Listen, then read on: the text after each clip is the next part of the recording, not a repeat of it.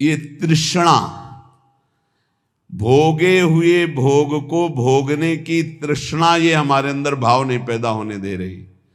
जहां हम कमर कसते हैं कि आज से हम ठीक से चलेंगे, कोई गलती नहीं करेंगे, फौरन माया अनुकूलता प्रदान करती है। फौरन लो, आज से कोई भोग का विरोध नहीं होगा, हर भोग भोग लीजिए। और जहां भोगा तब फिर शिकंजा कसा उसके, फिर वो त्राहिमाम पुकार प्रभु, तब फिर कृपा होती है, फिर वो एकदम चैन शांति मिलती है। तब फिर वो कहती है ये लो, फिर ही भोगो, कोई दिक्कत नहीं। तब फिर वो बस यही तृष्णा। जीरियंते जीरियता केसा दंता जीरियंते जीरियतः जीविता सा धना साच जीरियतोपि न जीरियति। शरीर जीर्ण हो जाता है भोगते भोगते, पर भोग की आशा जीर्ण नहीं होती। यह है पापिनी तृष्णा। शरीर बुढ़ापे से युक्त हो गया, लेकिन मनीराम बुढ़ापा अनुभव नहीं करते कि मैं बूढ़ा हो गया हूं। नहीं, जैसा जवानी में वैसे ही वो उद्दंडता करने का मन करता है। जीरियंती जीरता केशा, इनको साधना के द्वारा मारना पड़ेगा, या अवस्था से शांत नहीं होंगे। तो कह रहे जीरियंती जीरियता केशा दंता जीरियंती जीरियता।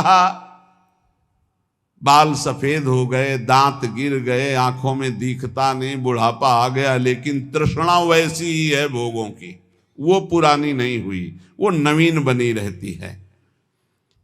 इसलिए ये जो सदैव तृष्णा नवीन रूप धारण करती है, ये जैसे वस्त्र में सूत ओतप्रोत है, ऐसे ही अंतःकरण में तृष्णा ओतप्रोत है। समझ में ही नहीं आता, खाते खाते दांत खत्म हो गए, नकली दांत लग गए, देखते देखते आंखों में ऑपरेशन होकर नई शीशे चढ़ गए, और शीशा लग गया, चश्मा लग गया, कान में मशीन लग गई, सब, पर वो वासना नहीं गई। वही तृष्णा भोगों की, वही मकर ध्वज भस्म खा के, सोने चांदी की भस्म खा के अभी और कुछ संसार का स्वाद लेना है। ये हम नहीं, शास्त्र कह रहा है। और आप अपने हृदयों में, और हम सब अपने हृदयों में देखें, भगवत प्राप्ति में ये तृष्णा डाइन सुरसा की तरह मुंह बढ़ा रही है। सुरसा, हनुमान जी 16 हुए तो 32 हो गई, हनुमान जी 32 हुए तो 64 हो गई। सुरसा डबल बदन, ये तृष्णा ऐसे बढ़ती चली। अच्छा ले भाई, इतना स्वाहा, इतना भोग की आहुति ले ले, अब तू शांत हो जा, वो और डबल प्रज्वलित हो गई, और प्रज्वलित हो, ऐसे तृष्णा बढ़ रही है।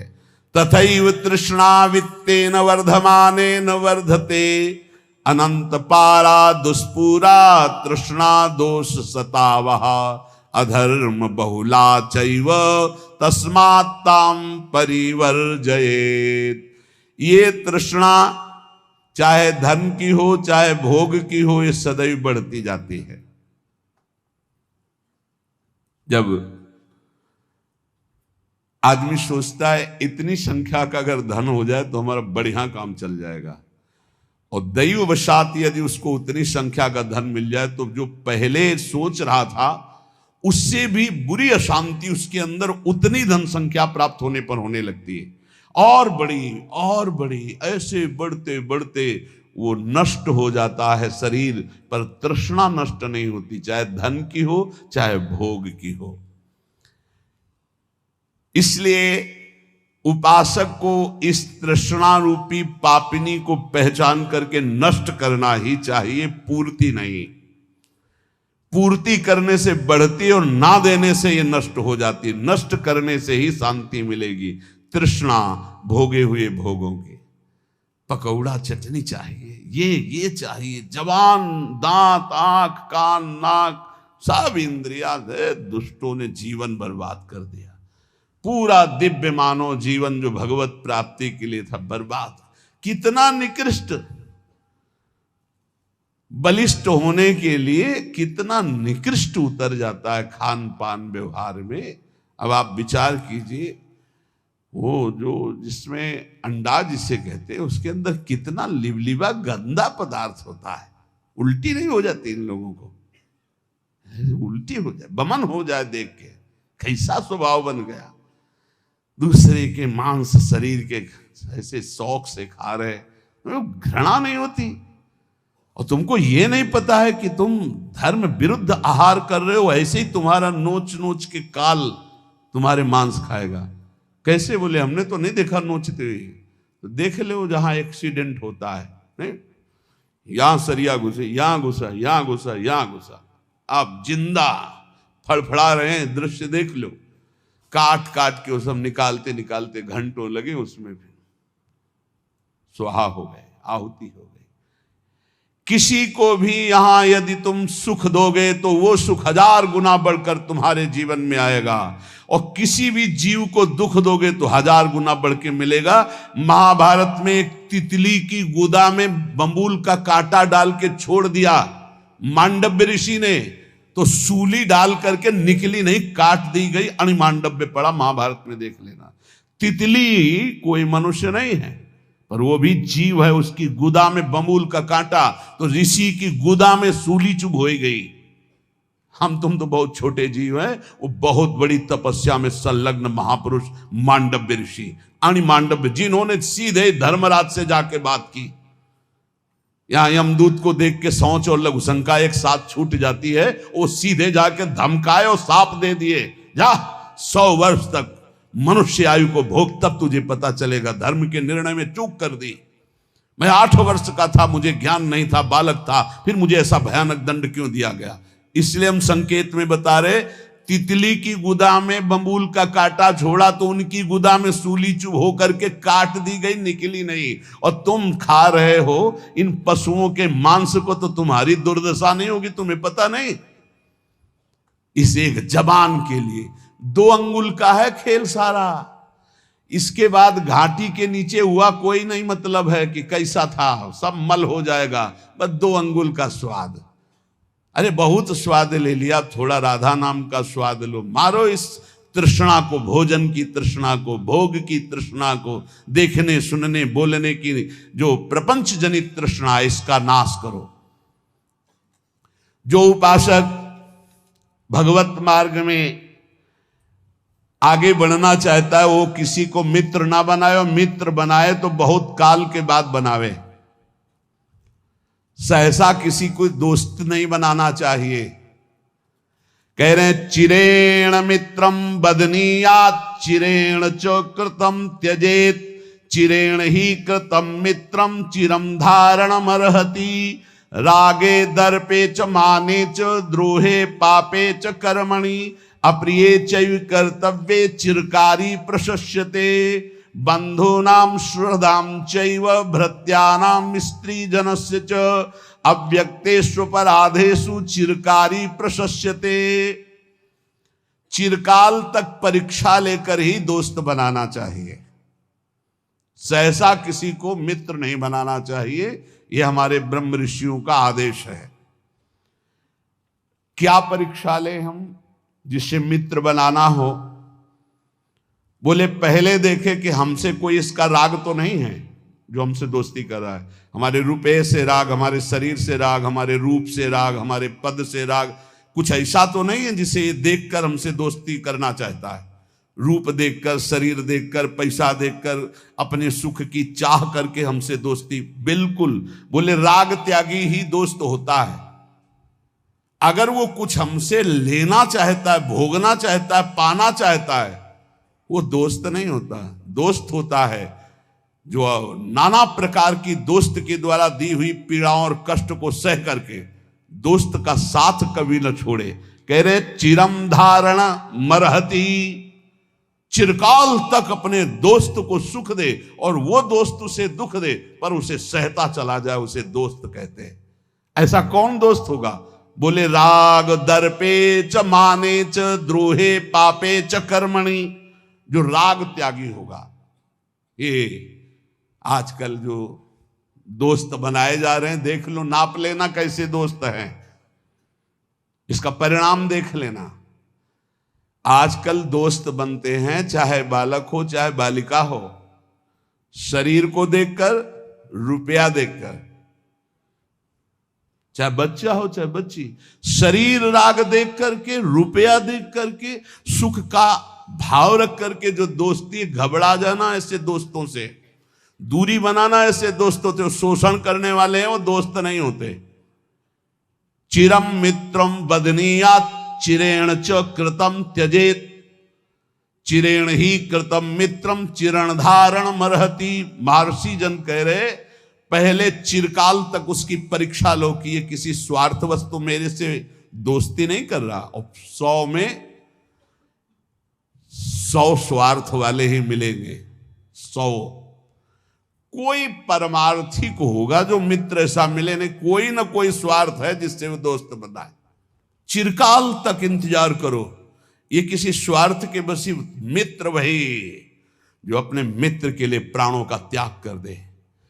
कुपथ निवार सुपंथ चलावा। पहला पहचान, तुम्हारे किसी भोग सामग्री, विद्वता, राग, पद, प्रतिष्ठा, इसको देखकर तो नहीं दोस्त बना रहा, हट जाओ, वो दोस्त नहीं, वो स्वार्थी। दूसरा, दर्प, अहंकार। अहंकारी को कभी मित्र नहीं बनाना चाहिए। अगर अहंकारी को मित्र बनाओगे तो उसके अहम में ठेस पड़ेगी तो तुम्हारा नाश कर देगा वो।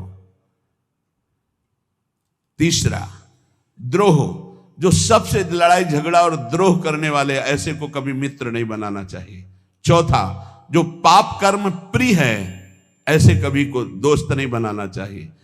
पांचवा, जो शास्त्र विरुद्ध खान पान करता है, अप्रिय कर्तव्य, अप्रिय कर्तव्य, शास्त्र विरुद्ध खान पान, कभी ऐसे को दोस्त नहीं बनाना चाहिए। चिरकाल तक कर्तव्य की परीक्षा लेकर के ही दोस्त बनाना चाहिए। ये कर्तव्य परायण है, ये हमारे प्रति दोस्ती निष्काम भाव से रख रहा है, ये हमारे किसी स्वार्थ से नहीं। ऐसे मित्र होते हैं, बिरले ही होते, ऐसे देखे भी है। ऐसे भी मित्र होते हैं कि वो प्राणों की बाजी लगा देंगे लेकिन स्वार्थ की कहीं गंध नहीं और आपका अमंगल और अहित नहीं होने देंगे। ऐसे मित्र दो ही होते हैं, या भगवान और या भगवान का भक्त, दूसरा नहीं होता।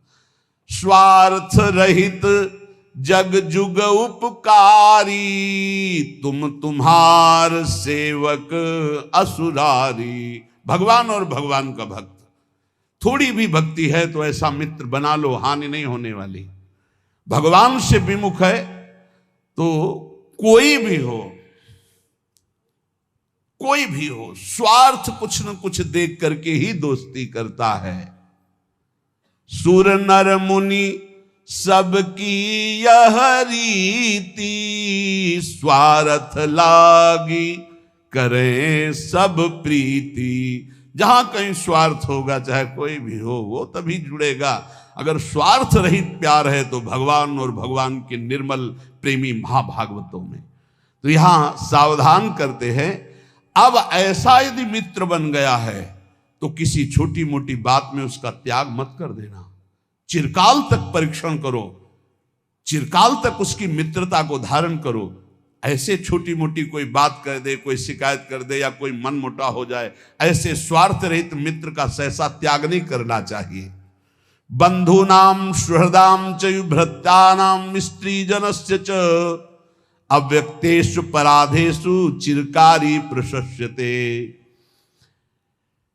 ज्ञान वृद्ध और वयोवृद्ध, इन दोनों का सम्मान करना चाहिए, पर सबसे पहले ज्ञान वृद्ध। जैसे श्री सुखदेव जी ज्ञान वृद्ध हैं और उनके पिता पितामह बड़े बड़े वयोवृद्ध हैं। जब सुखदेव जी पधारे तो सब खड़े हो गए। ज्ञान वृद्ध का अध्यात्म में सम्मान होता है, लौकिक व्यवहार में वयोवृद्ध का सम्मान होता है। बोले 80 वर्ष के हैं तो प्रणाम।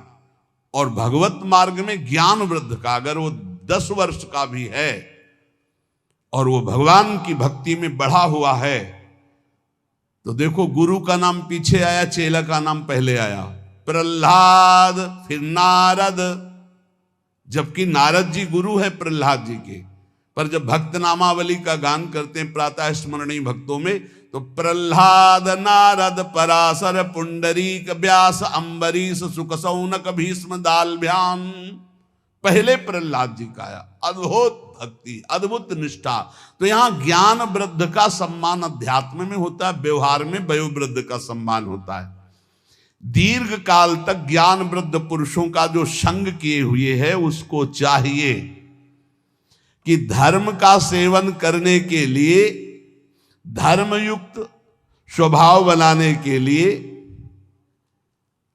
अपने आप को बंधूनाम सुहृदाम चयुभृत्तानाम स्त्री जनस्य च, अपने बंधु भाई परिवार, सुहृद भृत्य स्त्री वर्ग, अगर इनसे कोई अपराध बन जाए तो इनसे कभी द्रोह ना करे। इसके लिए ज्ञान वृद्ध संतों से शिक्षा प्राप्त करके अपने परिवार को प्रीति के द्वारा बांधे। आज का समय ऐसा आ गया, छोटी सी छोटी वस्तु के लिए भाई भाई की हत्या कर देता है। छोटी सी बात के लिए पत्नी पति में मन मुटाव और तलाक और दुनिया का प्रपंच का क्या सीखा, क्या मानव जीवन की दिव्यता प्राप्त की। ज्ञान वृद्ध पुरुषों की सेवा करके बंधूनाम सुहृदाम च भृत्यानाम स्त्री जनस्य च, अपने भाई से, अपने सुहृद जनों से, अपनी पत्नी से, अपने पारिवारिक जनों से ऐसी प्रीति करो वो तुम्हें कटु व्यवहार करे। ये बात देखो जो शास्त्र कह रहा है वो उसमें में पाई गई, जो धर्मात्मा पुरुष उसमें लक्षण पाए जाते। बंधु नाम सुहृदाम च भृत्यानाम स्त्री जनस्य च, यहां शिक्षा लेनी चाहिए। ब्रह्म ऋषि जन बोल रहे, आप अपने भाई से, अपने सुहृद जनों से, अपनी पत्नी से, अपने परिवार से किसी भी बात को लेकर के द्वेष ना करें, विग्रह ना करें। चिरकाल तक मित्र की परीक्षा लेकर उसे मित्र बनाए, छोटी मोटी बात में उसकी दोस्ती को तोड़े ना। ये आपके अंदर दैवत्व भाव आएगा। सर्वस्त्विंद्री लोभेन संकटान्यवगाहते, सर्वत्र संपदस्तस्य संतुष्टम यस्य मानसम। चाहे गृहस्थ में हो चाहे विरक्त में हो, जो लोभग्रस्त हो जाता है वो संकट में निश्चित पड़ जाता है। लोभग्रस्त हो गया तो संकट में पड़ जाता है, पक्का पड़ जाता है।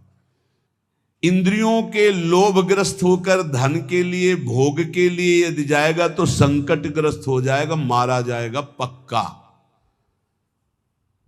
श्री दत्तात्रेय जी ने बाज को, श्यान पक्षी को गुरु बनाया। वो एक मांस का टुकड़ा लिए जा रहा था, कई पक्षी दौड़े तो उसने विचार किया कि मेरे ऊपर झपटेंगे, मांस का टुकड़ा छोड़ दिया, सब पक्षी उस पर टूट पड़े, आराम से चल पड़ा। बोले ऐसा होना चाहिए, ऐसा होना चाहिए, इसलिए उनको गुरु बनाया श्यान पक्षी को। साधु को ऐसा चाहिए, जहां देखे कि इस वस्तु या इसके कारण प्रपंच, वैभव और संपत्ति और लोभग्रस्त पुरुष कोई हो, चाहे गृहस्थ हो चाहे विरक्त हो, अंततो गत्वा संकट में फंसकर मारा जाता है। इसलिए चित्त में संतोष धारण करे। सर्वत्र भरी हुई संपत्ति है, संतोषी पुरुष को बड़ा आनंद है संतोष में। संतोष रूपी धन आ गया तो सब धन धूल समान। चाहे जो इतना धन हो, संतोष न हो, दरिद्री है। जिस समय संतोष हृदय में आया उसी समय वो महान बन जाता है। बिन संतोष न काम न साही, अछत काम सुख सपने नाही। इसलिए चाहे गृहस्थ हो चाहे विरक्त हो, इस परम धन को धारण करे, संतोष धन। संतोष धन की परिभाषा, जोई जोई प्यारो करे सोई मोई भावे। जैसे मुझे प्रभु रखते हैं हमें वही अच्छा लगता है। मेरे नाथ जैसे रख रहे हैं, बहुत अच्छे से रख रहे हैं, ऐसा भाव रखना चाहिए। जैसे पैर में जूता पहन ले तो पूरी पृथ्वी में मानो सुरक्षित चरण हो गए, पूरी पृथ्वी में थोड़ी बिछाया जाएगा कारपेट। अपने पैर में जूता पहन लो, पूरी पृथ्वी को नहीं सुधार सकते, तुम अपने चित्त को सुधार कर संतोष रूपी धन ले आओ। न भाई से झगड़ा करो, न पत्नी से झगड़ा करो, न परिवार से झगड़ा करो, न पड़ोसी से करो। सोचते होगे कि झगड़ा नहीं करेंगे तो फिर लोग हमको सताएंगे, नहीं। जो सताने वाला भाव रखता है वो अपने आप नष्ट हो जाता है। आप संतोष धारण करो और देखना, जो उद्दंड हैं, जो दूसरों को दुख देते हैं, अपने आप नष्ट हो जाते हैं। ये खूब देखी हुई बात कह रहे, शास्त्र से और व्यवहार से भी। इसलिए संतोष रूपी अमृत का पान करने वाला, चाहे गृहस्थ हो चाहे विरक्त हो, वो सुख को प्राप्त होता है। जो धन के लोभ से, भोगों के लोभ से असंतुष्ट रहता है, उसी को दरिद्री कहते हैं, चाहे जितना बड़ा हो। असंतोष ही सबसे बड़ा दरिद्रतापन है, भिखमंगापन है, दुख है। संतोष सबसे बड़ा सुख है। अतः परमार्थिक, चाहे गृहस्थ हो या विरक्त, सुख चाहने वाले को संतोष रूपी धन हृदय में धारण करना चाहिए। परब्रह्म परम धाम योशो ब्रह्म तथा परम तमाराध्य हरिम याति मुक्ति मप्यति दुर्लभाम। परम दुर्लभ मुक्ति, परम दुर्लभ सुख उसी को प्राप्त होता है जो भोगों से संतुष्ट होकर भगवान श्री हरि की उपासना करता है। जैसे गोस्वामी तुलसीदास जी कह रहे हैं, जथा लाभ संतोष सदा काहू सो कछु न चाहोंगो। इससे बहुत जल्दी हरि प्रसन्न होते हैं और नाम जप कर रहा, हरि की आराधना कर रहा है। वो परब्रह्म परम धाम योशो ब्रह्म तथा परम, जो परब्रह्म है, परम धाम है, परम स्वरूप है, उन श्री हरि की आराधना वही पुरुष कर सकता है जो संतोषी है, और वही मोक्ष पद को प्राप्त होता है। और जो संतोषी नहीं, तो पहले सुना, भेषधारी हरि के उर शालय। अब यहां महर्षि पुलस्त्य जी कह रहे, धाम, पुरी और तीर्थ, प्रायः गृहस्थ या विरक्त सब कोई इनका सेवन करता है। सेवन सब कोई करता है, लेकिन फल कौन प्राप्त कर पाता है? तीर्थों में, धाम में, पुरियों में, ये महर्षियों की वाणी है। तीर्थ सेवन करने वाले को फल कौन प्राप्त कर पाता है, और कौन अपने फलों को गंवा देता है, जो और पहले से है पुण्य फल, उनको नष्ट कर देता है तीर्थों में जाके। तो बोले, यस्य हस्तौ च पादौ च मनश्चैव सुसंयतम विद्या तपश्च कीर्तिश्च तीर्थ फलमश्नुते पतिगहादुपावृत्तः संतुष्टो येन केनचित् अहंकार निवृत्तश्च सा तीर्थ फलमश्नुते अक्रोधनश्च राजेन्द्र सत्यशीलो दृढ़व्रतः आत्मोपमश्च भूतेषु सतीर्थ फलमश्नुते। तीर्थों में जाए तो अपने हाथों को, अपने पैर को, अपने मन को संयम में रखे। जो विद्वान, तपस्वी, गृहस्थ, विरक्त कोई भी हो, पहली बात तीर्थों में जाए तो अपने शरीर को संयम में रखे। पहला, कभी किसी तीर्थों में मैथुन धर्म का प्रयोग न करे।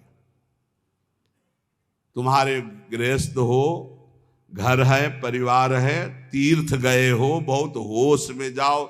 जैसे हरिद्वार, काशी, द्वारिका, पुरी, ये ब्रज धाम, कहीं भी भगवान की कृपा से यदि जाना मिले तो पहला नियम ले लो कि हमको इन तीर्थों में ब्रह्मचर्य से रहना है। 1 दिन, 2 दिन, 3 दिन, 4 दिन, जितने दिन तुम्हें रहना हो, ब्रह्मचर्य का पहला। दूसरा, कोई ऐसा कार्य तुम्हारे हाथ से न बन जाए। हाथ पैर अहंकार संभाल के तीर्थ में। संत कनि रंकन जानती अभिमानी गर्विष्ठ लोभ मद मत अगाधा दुष्ट परिहरो दूरि भजत भज श्री हरि राधा। धामों में, तीर्थों में ऐसे भगवान के लाडले घूमते हैं जिनको तुम समझोगे पागल हैं, जिनको समझोगे भिखमंगे हैं, जिनको समझोगे। ये भूल कभी न करे तीर्थों में जाके किसी भिखारी, किसी पागल, किसी को कमजोर समझकर कि आप मार दें, पीट दें। पहली बात, किसी भी तीर्थ में जाकर मैथुन धर्म का प्रयोग न करें। गृहस्थ किसी भी तीर्थ में जाकर किसी को गरीब या भिक्षुक या भिखारी को समझ करके कि अरे ये तो ऐसे ही, कहीं आप उनकी अवहेलना न कर दें, उनके ऊपर हाथ ना उठा देने, सारे सुकृत चले जाएंगे। और कह रहे, जो तीर्थ सेवन का फल प्राप्त करता, तीर्थों में जो बटता हो उसे नहीं पाना चाहिए। प्रतिग्रह शून्य,